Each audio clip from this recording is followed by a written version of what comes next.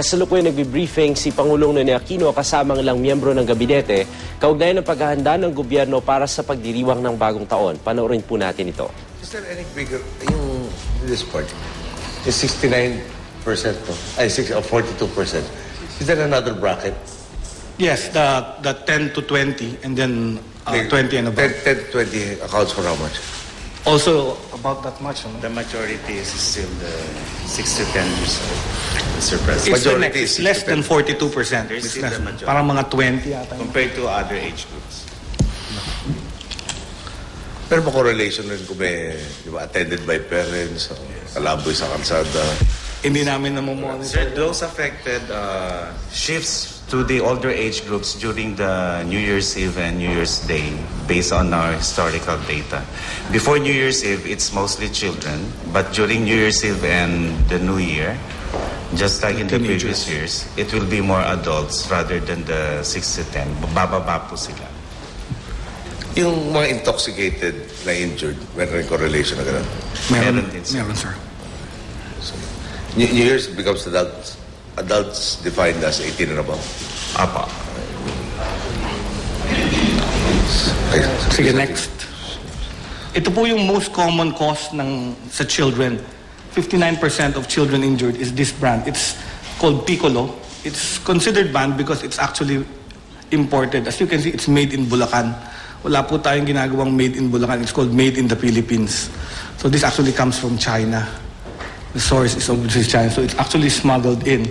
And it's sold in the streets for 15 pesos, about 10 to 15 pesos, about 20 sticks. And this is the most common source of injury of our children. Sorry, tagal lang akong di nakakita. 15 pesos per box. Per box of 20. Containing about 20.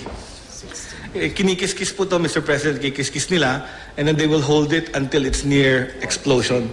Actually, they're supposed to throw it before it explodes. So it's something in the design as well that plays on the risky behavior of children. So, and as you can see from the design of the packaging, it's intended to attract really the young, may pirate, and everything.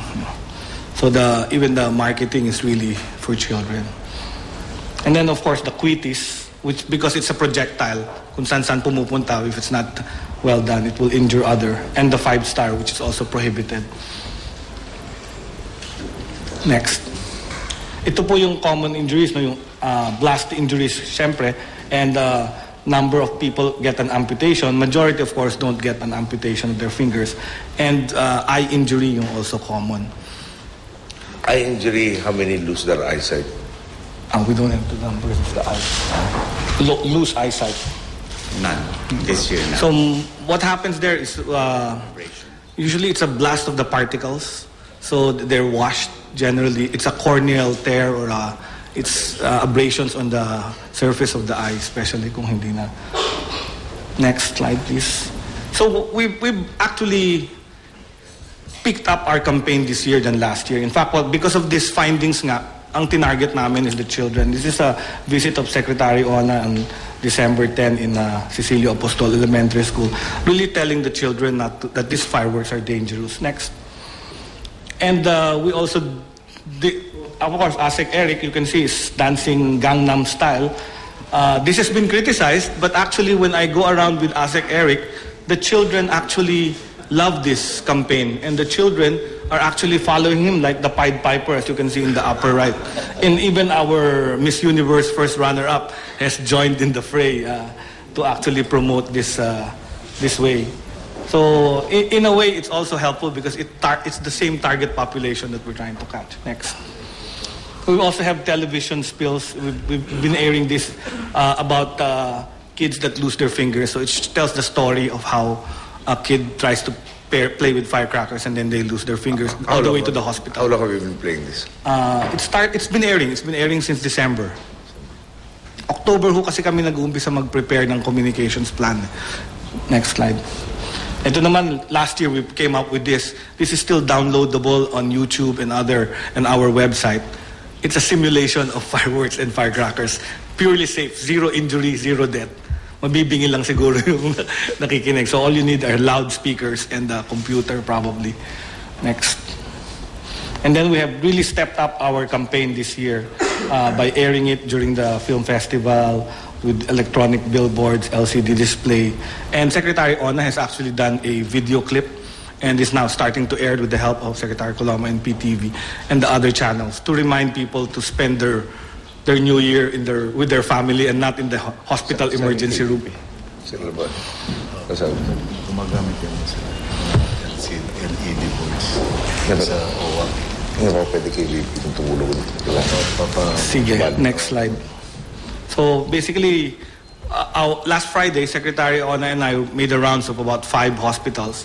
We'll do rounds again of about the similar number, this 31 tomorrow, starting tomorrow afternoon, just to see the preparations of our government hospitals to make sure that the services do not falter. Yun lang po, Mr. President. That's our preparations with the Department of Health. How do you, amount of stocks you have for bandage, distilled water, all of these medicines? We actually request for that as the hospital directors will request for the additional supply of what they expect. So the bigger hospitals request for Ang inyo pong napanood ay ang press briefing ni Pangulong Ninoy Aquino kaugnay ng paghahanda ng gobyerno para sa pagdiriwang ng bagong taon. Sa briefing po na yan na inilahad ng DOH, binanggit na mula December 21 hanggang 28 ay nasa 171 na yung mga firecracker-related injury. Kumpara nung nakarang taon, mas mababa pa po yan. Pero inaasahan na hanggang January 5 pa yung huling reporting ng kanilang mga statistics. Nabanggit din po sa briefing na yan na ang mga pinaka-apektado o yung mga pinaka-biktima na gumagamit ng paputok ay nasa edad 6 hanggang 10 taon. Pinakamarami po niyan ay naitatala dito sa NCR, sa Maynila at sa Quezon City. Sa briefing ay nabanggit din po ang iba't ibang pamamaraan o yung kampanya na ginagawa ngayon ng DOH para paigtingin ang pag-iwas kontra sa paputok. At din pong patuloy na antabayanan ang isinasagawang briefing na yan at ihahatid po natin yan maya-maya lamang. Meron pang reserve.